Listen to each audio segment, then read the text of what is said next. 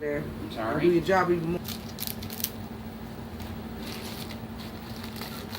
You recording? Okay. So now we continue to break the leaves off. You can do it if you do it faster. Break it down to the root.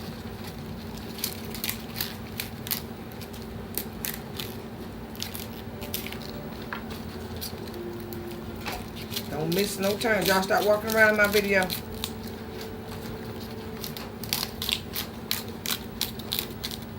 You come through again. Walking in my video, you see me trying to chop these collards. Trying to show my Jefe how to cook some collards. So then he can learn and he don't have to have me cook them all the time. Because this is some hard work, you know. After a while, oh my gosh! Shut the door and vacuum! My God! I'm trying to tell him how to cook and he gonna listen at the vacuum in the background. Okay, anyways. Keep cutting until we cut them off. Shut up, John. Alright, the ones we chop, we take them and put them in this sink, but I still got more to cut, so I just like to move fast with it. So I just keep pulling off my rubber bands and breaking all these rubber bands they already tied up. If you don't buy them out in the field, this is what usually you do. And you keep going. This is this first step process of cooking collards. So if you want to, you can pass the video along to somebody else that wants to learn how to do this and do it the way I do it, and they get out and taste so good. Now, as while I'm chopping these limbs up, well, not chopping limbs up, they're just breaking the stems off. But anyway, you keep going till you get them all done. When you get them all done,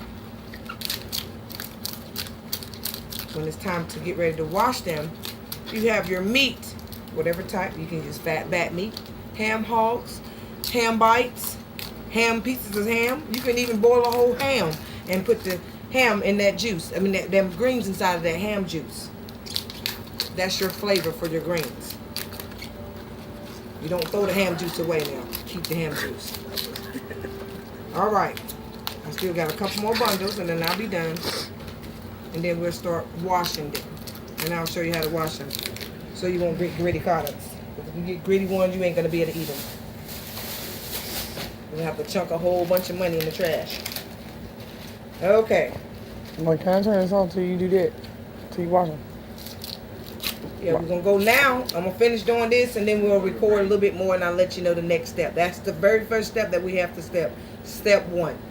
I'll come back with step 2 in just a second. The next, ready? The next step is your meat that you're going to put in there. I'm putting fat back meat this time. And as you can see over here in the pot, you don't need to put a lot of water in there. Not right now. Look inside the pot. There's my seasonings and stuff what I want in the water. And then I just want that much water in my pot to cook the greens. Now, that's the second step you do while you're doing that. And the meat inside boiling, giving the water more flavor. Then you be washing your greens at the same time. But you have to wash them 3 times. And that's the second step. I'll be back with step 3 in a minute. Alright, now the washing part. You have to check your leaves at the same time. If you got any brown spots or damaged spots, check them out. Pinch them out. And you wash. 2 or 3 leaves at a time. You don't have to let the water run. My sink is not holding them down like I want on this side. Holds up better on the other side. But you wash. This is round 1. And you still have 2 more to go. Always after each wash, rub your fingers across the bottom of the sink. And while the water's still in there, if you still feel dirt, then you need to wash it again. Until you don't feel it. Like, here's a bad spot. Just pinch it out. Put it to the side. And then you keep going. It's the same way 3 times. You can either chop them up or leave them whole. I always leave mine whole. You can chop them up too. It won't take as long to cook it. You can chop them up. But I like mine whole, so I cook mine a little bit at a time. Okay? Then we'll move on to the cooking process, which is the last and final step. Well, not the last and final step, but it's the last step. Okay? this. Take a picture of it. You need to get some light. See, that's dirt in the bottom of the sink from the greens. That's from this round one of washing them. I'll show you the second one after that one. Alright, ready? After the third wash, you take them and you put them inside of the pot that's boiling. Now remind you, I didn't have that many collards, so it depends on how much you, how big your pot gonna be, how much meat that you put in there. I want you to use a little bit, so this, all of these collards is gonna come up to a half a pot of greens. They melt down, so you put them in and let them cook. Remember, we have half of the water inside of the pot already. We have half of the water in there. We'll add more water whenever it is time to add it in there. Right now we're cooking the flavor into the greens. I'm messy, so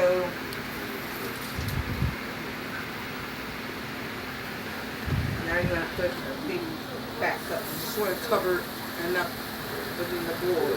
You cook them. You don't want them to cook them all the way because you gotta fry them later. I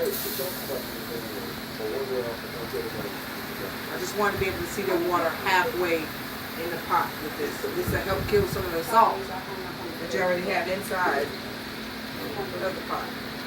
Maybe another cup, and then I should be okay.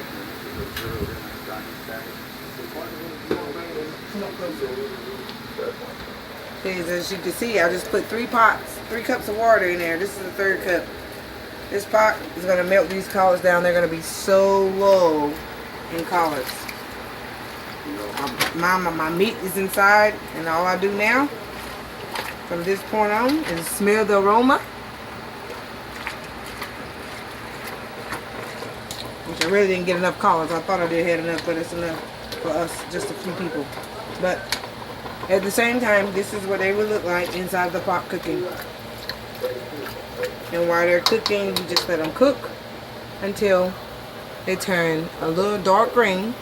And then you pull one out, because you do got the little stems in the middle, and you just squeeze the middle stem. If that stem is soft enough, you take your collards out. And I'll show you the next step of how to chop them up, season them the way your taste buds are, and fry them. So, right now, we got 2 hours and a half, and they should be ready. Okay? Till the next take, and I'll show you how to fry them and season them. Yeah. And here in my pot.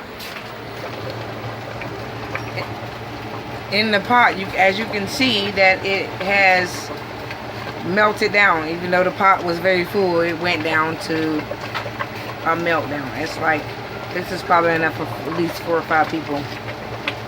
Okay? So it's still boiling, and it is now 2:29. I'll give it to about 3:40, and it should be ready.